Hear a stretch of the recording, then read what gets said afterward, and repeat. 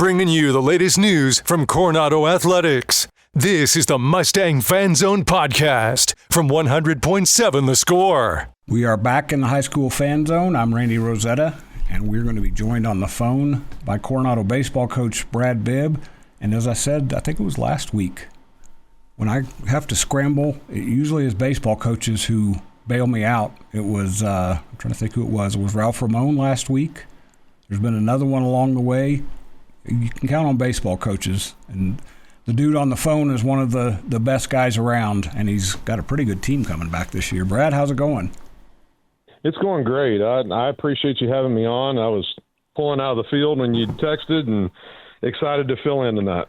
Well, at least Scott texted me and said that his team was having a rough go of it this afternoon. So, and I'm never going to be mad at a coach when he needs to work with his guys or his girls, because that's what you guys do. So I figured you were doing a little bit of working out, a little bit less stress on you right now, right? We're done with football. Yeah, right now it is.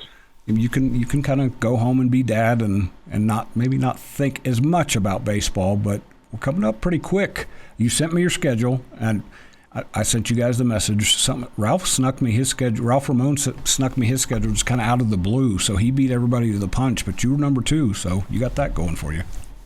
Yeah, we got it sent out the other day and kind of got it out on social media, and it's taken a little while to put it together, and it's still not completely done. We started talking about the tournament here in Lubbock today, and so that'll probably get done in the next few weeks. But other than that, we're set, and man, we're excited. I can't believe practice is it's a month away, basically, and that's really hard to think that it's here. But man, we're excited at our place. That's where I wanted to go next, was how quickly it gets here. Do you come back right after Christmas and get going, or what are the official dates? We do. We start school back the 7th, and then we go to coaching school that weekend and leading into the next week, and then we start workout on Friday the 16th of January. So it keeps creeping up and getting a little bit earlier every year, but you can probably be sure that the weather's going to change and everything's going to get cold and all that other stuff around January 16th when we get going. Well, and that's what I told Ralph last week. It'll be like 70 degrees that first week, and then when you guys start playing, it'll probably be about 25, and you'll be out there shivering. Absolutely. But you're used to that. You've been coaching in West Texas long enough to understand you have to pack about 3 different pairs of clothes before you go to the ballpark. Absolutely, you do. But I'm going to guess that you're going to be pretty excited to get to the ballpark from day one, from the first day of practice, because you, as I mentioned, you have a really good core group coming back. And I remember sitting there watching your playoff game in Andrews and going through the roster and thinking, man, Coronado's you had some older guys, but just looking at who you had coming back, there's cause for a lot of optimism over there on 34th Street.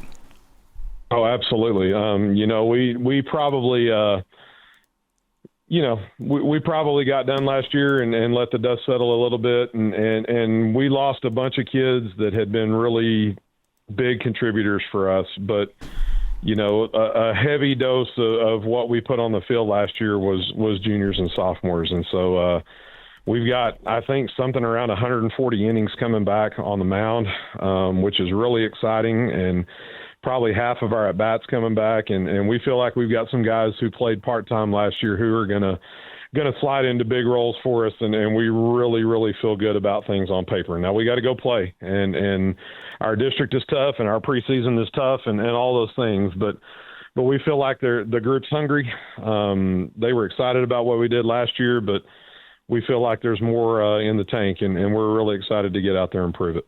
Well, and there's a couple of guys that I know excite me just to think about coming out to cover you guys, and that's your left-hander on the mound and Campbell Stanek, Roman center field. I'm knocking on wood for you here. I know Campbell's not found a football home yet. Is there any closer to that, and will that affect whether he's there with you or not? No, he's going to be with us. He's already out there with us. I talked to him the other day about it, and he's up to like 7 or 8 offers.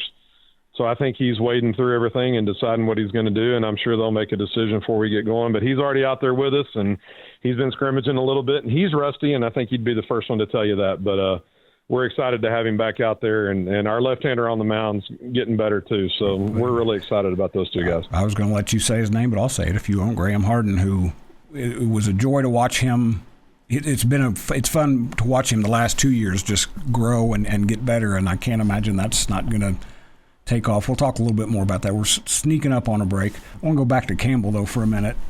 A rusty Campbell Stanek is probably better than about 90% of other guys at that level. So that's not a bad probably guy. so. Coming up on a break, Absolutely. we're going to talk more Coronado baseball when we come back with Brad Bibb on the phone. I'm Randy Rosetta. This 100.7 Score. We'll be back right after this. Bringing you the latest news from Coronado Athletics. This is the Mustang Fan Zone podcast from 100.7 The Score. Welcome back into the high school fan zone, specifically the Mustang fan zone on a Wednesday night. I'm Randy Rosetta. This is 100.7 The Score. Wednesday nights are Lubbock High, Coronado, Friendship, and Lubbock Cooper. We are with Coronado baseball coach Brad Bibb on the phone. I was looking through your schedule. I wanted to make sure of this. I think I knew this. I just had to verify. Memorial they're playing baseball, but they're not in your district this year. They are still a 4A team this year. They're not. But That's right. I think it's a not so well kept secret that they will be a 5A team, and you will be welcoming in another district opponent here in town starting next year. Well, it looks like we're probably going to welcome two, because them and Friendship both will be exactly sitting in 5A. So it only gets tougher from here, adding those two guys. And Chad Reynolds has actually just walked in. He's coming on. Another baseball coach who helped, because I got basketball coaches on buses and on the way out of town. So I went to another ace in the hole. So he'll come in and talk a little bit about that. That is going to change things. I'm glad you mentioned that, because that will. I'm curious how they're going to do that with non-football now. I know it looks like Coronado's probably going to be Division II in football. That's going to change things on that front, but. We'll be curious how that shakes out in February, if it doesn't become more of a Lubbock-only district or what. I know there's no reason to it's a wasted effort to try to guess what the UIL is going to do. Mike Meeks told me that a long time ago. But you're either going to that or you're going to have a really, really giant district.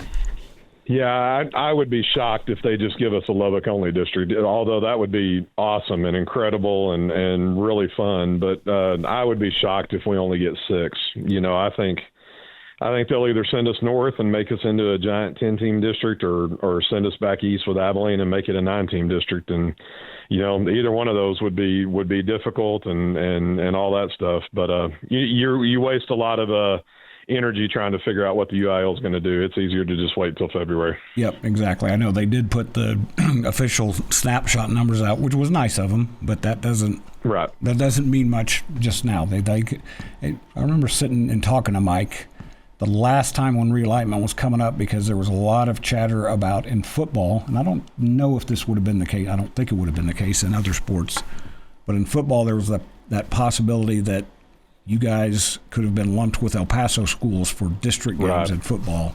Yeah. That's feasible, I think, in the fall when it's once a week. When you start talking about spring sports and basketball, that would be a nightmare scenario. Right. No, there's no chance they would do anything like that. So, well, I'm happy for you guys. El Paso, it's a fine place, and they play really good baseball down there. That part wouldn't be bad. You'd get good competition. Right. It's just that drive to get there that wears me out a little bit. So let me see. You guys don't go to a tournament in El Paso, do you? We do not. Okay. No, we're going to the Metroplex first weekend and Midland the second weekend, and then we'll be here in town the third weekend. Were you guys one of the teams that early in the season wound up in El Paso because of the weather? I know a couple of teams had to kind of scramble. We were one of the few that didn't. We threw together a little cobbled together tournament in Abilene, and we went down a day early and played San Angelo Central, and then played 3 games on a Saturday in Abilene. Was what we did last year. And every time I see that Tournament of Champions schedule come out, I wish that I wasn't so busy at that time of year. I'd like to sneak down there and watch, because those games look fun against who you're playing, where you're playing. I think you get to go to all 3 venues in town, or all 4 venues. We do, and we actually drew a really good schedule. We get to play at the minor league park 3 times in that tournament this year, and usually you don't get that many. Usually it's just 1. So we'll be really excited about that, and we played great there last year. So I hope we play great 3 times there this year. It'd be awesome. Oh, and here's my pitch. I wish that Yeah, well, first of all, I wish there was minor league baseball in Lubbock. Nobody's going to listen to me on that.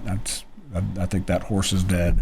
I wish that the Amarillo schools would give in a little bit and let you guys play some games at the ballpark up there, the minor league park up there. I'm sure you've been to what is it called? Wherever the Sod Poodles. Yeah, Hodgetown. That's an incredible facility. My wife and I went there last summer, and that's as nice as a minor league park as I think I've been to. And then the one in Midland's great too. Don't get me wrong.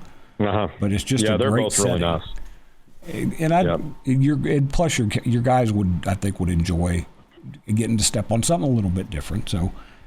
Sure, they were pretty geeked last year when we got to play at the Rockhounds place. It kind of juiced us up a little bit, and it carried over into the way we played, and we need to bottle some of that up when we go other places because we were really, really good that night. It was a lot of fun. Well, and to be fair, you guys were really, really good most of the spring. I was looking at, I think you finished 22 and 12.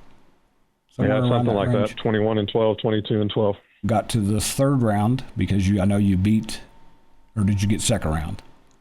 Second round. You beat Abilene Cooper in a great series, and we'll come back to that because that's where Graham Harden, he'd already caught my attention, but where I got to sit and watch, he really grabbed my attention. Then lost to an El Paso team in the second round, which, again, that's nothing to be ashamed of. That's El Paso baseball is a little bit different than their other sports maybe, where they are as competitive as anybody. Part of that's they get to play outside most of the year, so – Graham Harden. Well, and that first series took a lot out of us too. Yes. It was a grind to win that series, and once we kind of got woken up the next week, we played pretty well, and we had a chance to win on Saturday and get it to Game 3 and just kind of let it slip through our fingers. But we would love to have another shot at those guys this year. There you go. And I'm going to guess that a few are some El Paso teams coming up for the Lubbock tournament.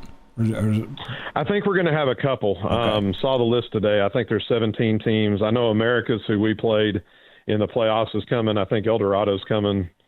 Maybe one or two more. And Americas is one of those programs that's been good for years. So that's a good test for you guys if you do get there.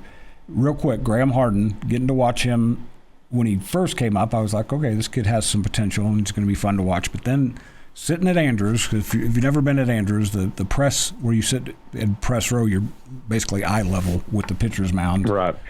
And watching that kid operate that way gave me a better feel. He has got, first of all, he's left-handed, so he's got that natural stuff. But that young man can make the ball dance. Well, he's actually right-handed. I'm sorry. I'm trying to give you a left-hander. he can. Yeah, Matt Garcia is our left-hander. That's right. And then Graham's our right-hander. And got both those guys back, and we're going to use the heck out of them. You know, we only used Graham for about 30 innings last year, and he'll probably double that this year. I imagine excited about having both those guys back. I bet he's going to be excited about that as well. Brad, thanks for jumping in. That's going to wrap us up. We'll come back and talk more high school baseball with Chad Reynolds and some guys from Friendship when we come back in the High School Fan Zone.